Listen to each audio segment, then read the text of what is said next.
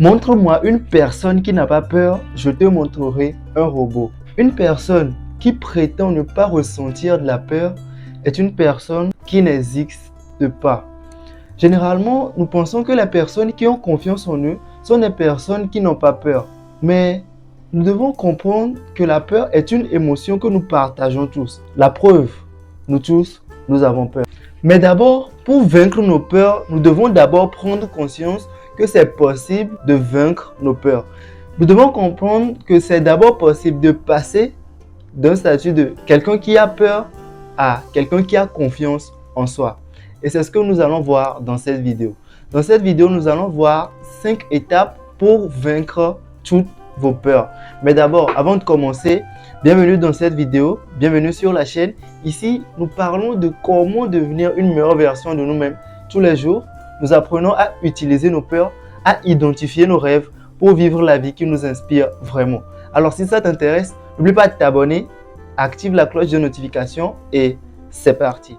Alors, la première chose pour comprendre, pour vaincre vos peurs, c'est de savoir pourquoi vous avez peur.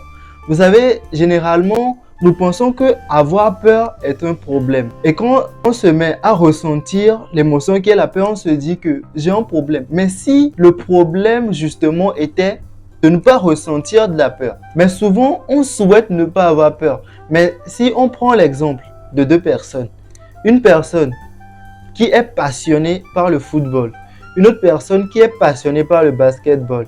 Et si on dit à la personne qui est passionnée par le basketball de venir passer un examen de football. Après cet examen, s'il réussit, il deviendra un footballeur professionnel. Et si on pose la même question à la personne qui est passionnée par le football de venir passer un examen pour devenir un basketteur professionnel, nous allons trouver normal que la personne qui est passionnée par le football n'a pas peur de rater un examen de basketball. Et c'est la même chose pour la personne qui est passionnée par le basketball, elle n'a pas peur de rater un examen de football. Donc, ce qu'on peut comprendre, c'est que la peur, c'est un indicateur en fait. La peur nous indique et nous montre en fait ce qui est vraiment important pour nous. La peur, en fait, c'est comme ce maître ou bien ce menteur qui te dit que tu vas faire quelque chose qui est important pour toi, alors tu as intérêt à faire gaffe. Et justement, en parlant de pourquoi nous avons peur, j'ai déjà fait une vidéo sur pourquoi nous avons peur. Dans cette vidéo, je détaille un peu plus la raison de pourquoi nous avons peur. Et dans cette vidéo, je donne notamment 3 raisons principales de pourquoi nous avons peur. Le lien sera dans la description. N'hésite pas à aller la regarder. La deuxième étape, c'est de te demander si tu as vraiment envie de vaincre cette peur-là. Mohamed Ali était considéré comme un boxeur hors pair. C'était une personne qui avait un courage sans précédent sur le ring. C'est-à-dire que lui-même, il était un champion, donc c'est normal qu'il arrivait à battre des champions. Les personnes qui connaissent un peu l'histoire de Mohamed Ali vont savoir que Mohamed Ali avait une peur. Il avait peur de prendre l'avion. Alors, moi, je me pose la question de savoir, mais comment une personne qui a autant de confiance en lui sur un ring peut avoir peur de prendre l'avion? Et quand moi, j'entends ça, ça me rassure en fait. Parce que ça prouve à quel point chacun choisit ses peurs. Si tu veux vaincre une peur, il faut d'abord te poser la question si tu as vraiment besoin de vaincre cette peur-là. Si on prend un pilote, par exemple, un pilote a besoin de vaincre sa peur de monter dans un avion parce que il ne peut pas avoir un pilote s'il ne monte pas dans un avion. Et maintenant, pour un pilote, il n'a pas nécessairement besoin de développer une certaine confiance en lui pour monter sur un ring. Un pilote n'a pas besoin de vaincre sa peur de monter sur un ring. Donc, ce qu'on peut comprendre avec Mohamed Ali, c'est que il n'avait pas forcément besoin de vaincre sa peur de monter dans un avion. C'est pourquoi il n'avait pas envie de vaincre cette peur de monter dans un avion. C'est la raison pour laquelle il n'a pas surmonté cette peur parce que tout simplement, il ne voulait pas surmonter cette peur-là. Donc, pour surmonter une peur, nous devons d'abord nous poser la question. Est-ce que nous avons vraiment envie de surmonter cette peur-là? La troisième étape, c'est d'identifier la peur que tu as envie de surmonter. Tu ne peux pas vaincre une peur si tu ne sais pas la peur que tu as envie de vaincre. C'est-à-dire que tu dois d'abord te poser la question, quelle est la peur que j'ai envie de vaincre. Et en tant qu'être humain, nous avons plusieurs peurs. Ça peut être la peur de parler en public, ça peut être la peur de parler à des gens, ça peut être la peur de se faire des amis par exemple. Donc toutes ces peurs, avant de les surmonter, il faut d'abord identifier quelle est la peur que j'ai envie de surmonter à l'instant T. Ce n'est pas pour rien que quand nous allons à l'hôpital, le docteur nous pose d'abord la question, monsieur, où est-ce que vous avez mal?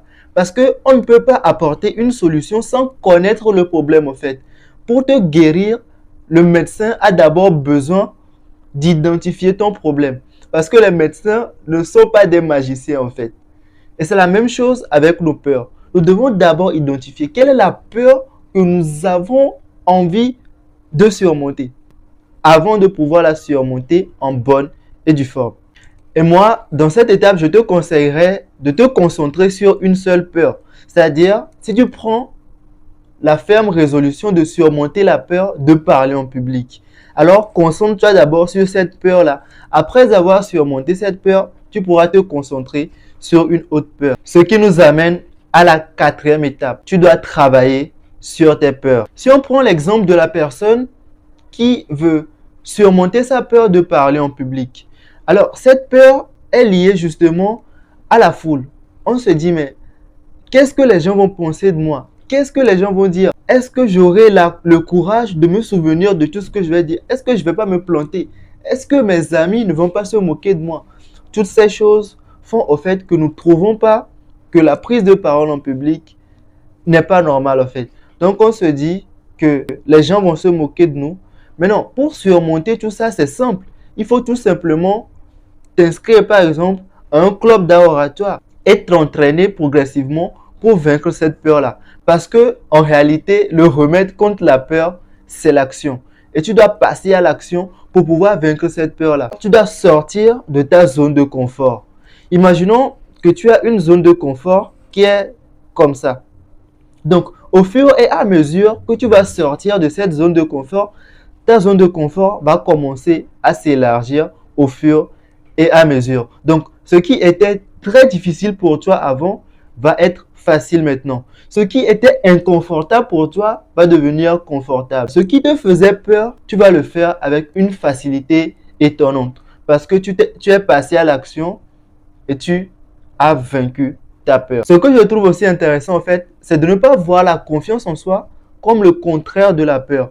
Parce que imaginons une personne qui se dit que si j'ai peur, je dois avoir confiance en moi. Alors la personne qui te dit, si tu as peur, aie confiance en toi. Donc une personne qui a peur, tu lui dis, aie confiance en toi. Est-ce que ça marche? Ça marche pour personne tout cela. Moi je trouve au fait qu'il y a une qualité qui est beaucoup plus importante que le fait de vouloir vaincre une peur. Que le fait de vouloir avoir confiance en soi. C'est ce qui nous amène à la cinquième étape. Tu dois développer la première qualité du monde. Winston Churchill disait que on considère à juste titre le courage comme la première des qualités humaines parce que c'est elle qui garantit les autres. Et moi, je trouve que cette citation est vraiment pertinente. Je trouve que il n'y a pas de qualité plus importante que le courage. Si tu as peur, alors tu décides d'être courageux. Tu as peur de parler devant le public, tu parles devant le public. Et au fur et à mesure d'être courageux, tu vas vaincre cette peur-là. Moi, j'ai l'habitude de me dire que je ne peux pas me forcer à avoir confiance en moi, mais je peux m'autoriser à être courageux. Le courage est une qualité que nous possédons tous et il suffit juste de décider d'être courageux et tout le monde peut le faire.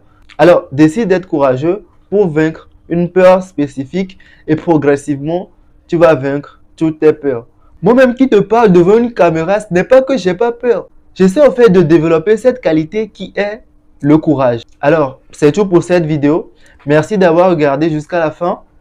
Dis-moi, quelle est la peur que tu as envie de vaincre en ce moment? Dis-moi si cette vidéo t'a aidé. Si tu as aimé, pouce bleu. Et on se dit à plus tard pour une nouvelle vidéo.